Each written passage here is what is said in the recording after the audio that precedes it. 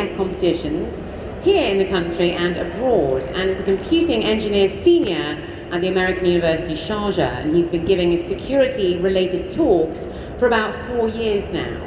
To tell us about your USB as your weakest link, please join me in welcoming Yusuf Awad, ethical hacker at the GDI Foundation. Very warm welcome.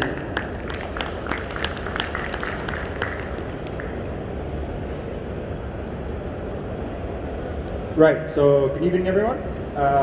So today I'm going to be showing you advanced USB attacks on locked computers for grabbing hash passwords. That's kind of a pun, that's why that hash symbol is there. And we're going to crack that hash password. So in the beginning, just a sec.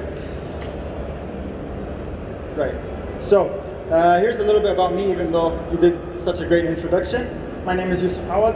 I am studying computer engineering at the American University of Sharjah. My online username and the same username I use for competitions in and out of the UAE is Dead Packets. I have my socials at the end of the talk. And I've been hacking for around the past 5 years. And in my free time, I research security bugs and attacks and build tools to exploit those attacks. Okay, keyboard's not working. Okay. So, let's talk about classic USB attacks. So USBs acting as keyboards, impersonating keyboards when you plug them into a computer is not a new thing. Some of these attacks go back as old as 2014, 2015. The first company to make a USB device that is capable of emulating a keyboard was Hack5 with their USB rubber ducky, which is in the bottom right corner. But people got used to this attack. People got used to, plugging in a USB and it types in a bunch of commands. It's very simple. Just lock the computer when you get up and go away. A hacker can't do anything if the computer is locked because they don't have access to the OS. There's a password sitting in front of them. And so keyboard emulating based attacks became kind of obsolete. And in addition, these emulating keyboard attacks were not as stealthy as some attackers would like, because some attacks would take up to minutes to execute. And so if anyone's looking at the computer and they're just seeing a bunch of windows pop up and a bunch of, something's typing at the speed of sound, it's not as stealthy as an attacker would like. You want something silent. And introducing the Bashbun, released by the same company that created the rubber ducky that I talked about earlier in 2017. The Bash Bunny was meant to be the successor of the USB rubber ducky in that it had much more features and could emulate much more devices. A Bash Bunny could not only emulate a keyboard, but can emulate a mouse, an Ethernet adapter, a storage device, and a serial device all at the same time, although the Bash Bunny did kind of suffer having issues emulating things at the same time. But it was no longer limited to emulating keyboards. It could emulate Ethernet adapters, which is a very important point, which will be a key factor in our attack for today. Now, of course, as any tool that gets released to the industry, it was for the cheap price of $99, cheap in quotations. When it was released, it was actually released for $199. Since it's been 3 years since the Bash Bunny's release, currently it's being sold for $99. But the open source community got together and did what they do best, which is create better alternative solutions for much cheaper. I'm introducing today's hero, the PhonePi. The PhonePi is a project that runs on a simple Raspberry Pi Zero W, and it aims to replicate and improve the features that are provided by the Bash Bunny. So let's just do a quick comparison. The Bash Bunny cannot be customized. It comes in its case as is. You can't add more storage, you can't make it faster, you can't do anything. But the PhonePi, because it's running on a Raspberry Pi Zero, can be customized. You can add extra storage, you can add a cellular hat on top for cellular communications, you can do anything you want. It's open source hardware. The Bash Bunny cannot dynamically switch emulation modes. So if it's emulating a keyboard and a mouse, that's it. That's all it's going to emulate for the entire duration of the payload. However, the PhonePi beats the Bash Bunny in this sense that it can dynamically switch what it's emulating during payload runtime. So you can have dynamic logic that, okay, I detect that this computer is a Mac, and I have a certain attack that works on MacBooks. Let me turn off the mouse and instead emulate a mass storage device. The PhonePi has this ability, while the Bash Bunny is unable to do this sort of thing. The Bash Bunny also, unfortunately, does not have any wireless chips on board, no Bluetooth, no Wi-Fi, so you can't sneakily exfiltrate data, you can't connect to a Wi-Fi point and start scanning devices on those. You can't do any of that sort, because the PhonePi is running on a Raspberry Pi, it does have Bluetooth and Wi-Fi capabilities, which the PhonePi project uses to its full extent. There is no command line interface on the Bash Bunny. You can't SSH into the Bash Bunny while it's running the payload. So if you ran a payload and it worked and you want to hop in, change the payload, run it again, you can't do that on the Bash Bunny. The PhonePi does have a command line interface. The Bash Bunny does have an 8 GB SSD, which makes the boot time faster, while the Raspberry Pi Zero does depend on an SD card. And it does have a faster processor to the Raspberry Pi Zero. However, do remember that it costs $99, while the Raspberry Pi Zero costs only $10. So for around 10 times cheaper, you can have much more functionality with only just giving away the SSD and the faster processor. The PhonePi really is a Hollywood-style gadget. It comes with a lot of features. It has a web interface so that you can log in remotely and edit launch attacks on the go. It can start its own Wi-Fi access point with a password that's pre-configured so that you can connect to it. It can pair with your device via Bluetooth to share information with you, and it's running Kali Linux, which allows installing tools to be much, much simpler. And it uses HID script for the automating the keyboard and the mouse, which is a much more superior language to what Hack5 uses, which is Ducky script. Here is an example of what the interface looks like when you log in with the web interface. You can change anything that you want, the vendor ID, the product ID, the name. Of course, I'm using it SanDisk with a D.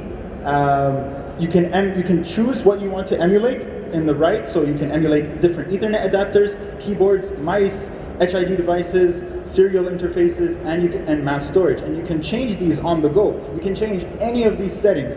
Simply press the deploy button, and it dynamically redeploys these settings without having to reboot the device. So let's move on to our actual attack for today, which is stealing hashes from locked computers. The attack that I'm going to be demonstrating today is still unpatched by Microsoft due to how it abuses a core functionality in Windows. In today's demo, we're going to have the scenario that a victim locked their computer and walked away, thinking that, this is it, I locked the computer, no one's going to do anything, I have a password on it, and they walked away. Oops, I missed the slide.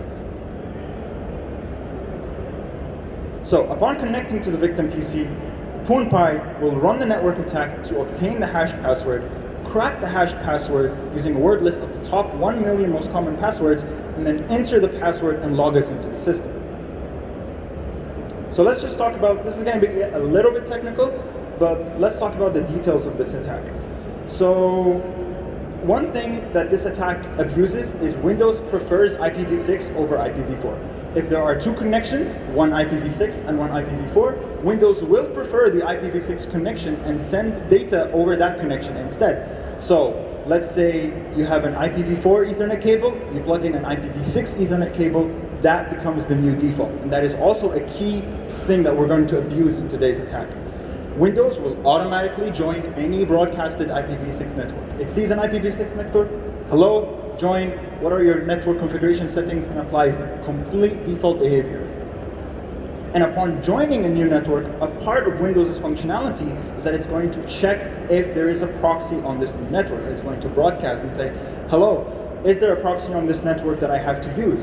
And if there is, and that proxy says, please authenticate to me, Windows will automatically send over your hash password and be like, here is my authentication.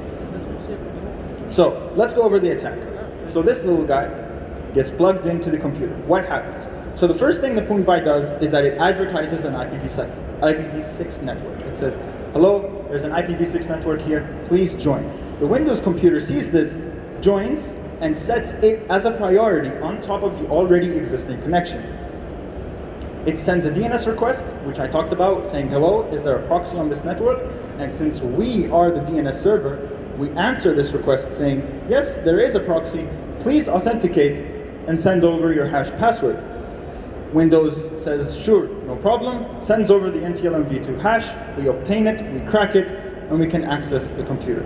So I have a screenshot of how the attack looks like while it's running. I don't know if you'll be able to see. Okay, I guess you can do see. So there are two tools that we're using in this attack. On the left, we're using Fox IT's Man-in-the-Middle 6 tool, which allows us to launch malicious IPv6 networks.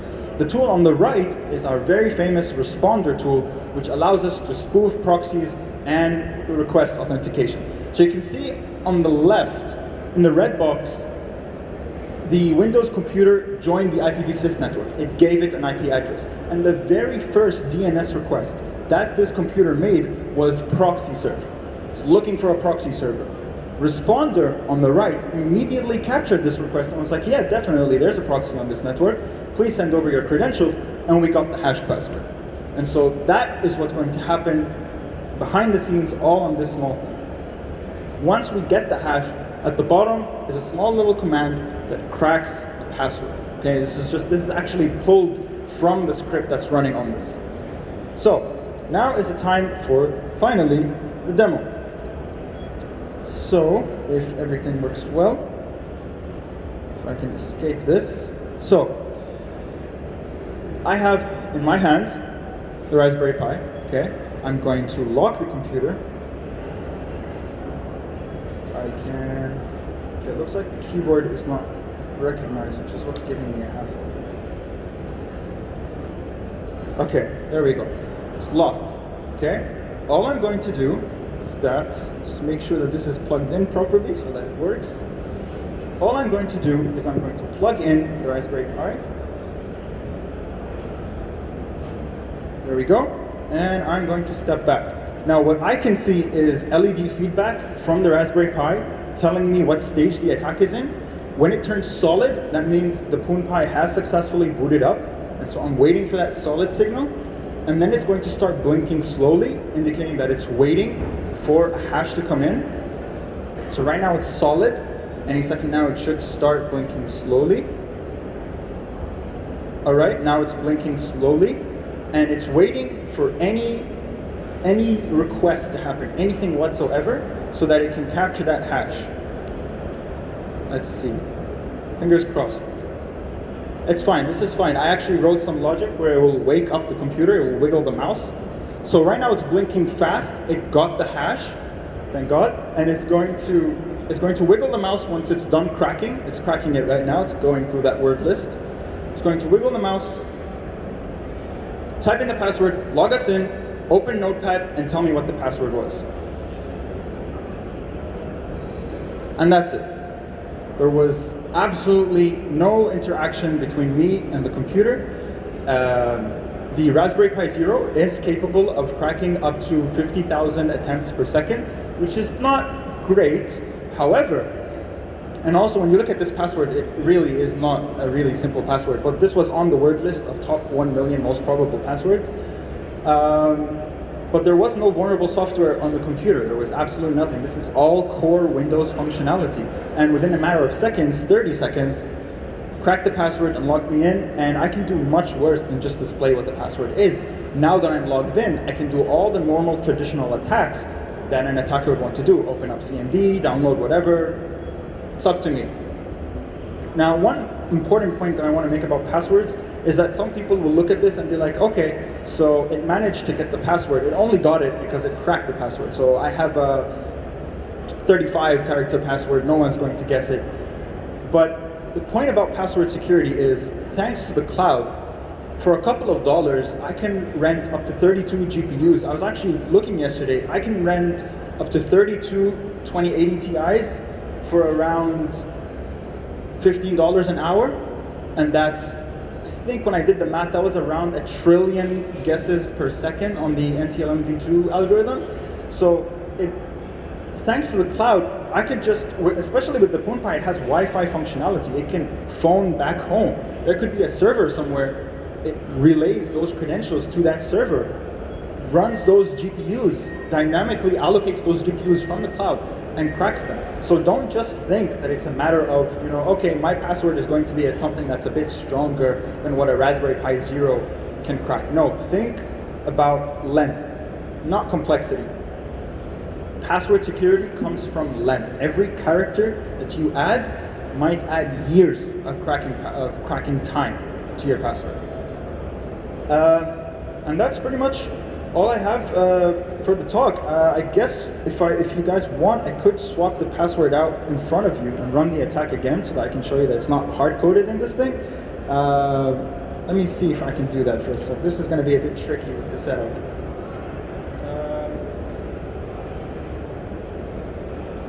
I do have a lot of spare time. Actually, I have 4 minutes. Do I have enough time, 4 minutes to swap out? I don't think so. Instead, I'll move to a Q&A, so I'll have my socials here. Sure. Yeah, please do think of some good questions for us. Do our crowd, do our audience have any questions? Yes, we've got a gentleman, in the red T-shirt just in the front. Please do say who you are and what company you're from, please. And ask away. Perfect. Yeah, just the gentleman in the red T-shirt there.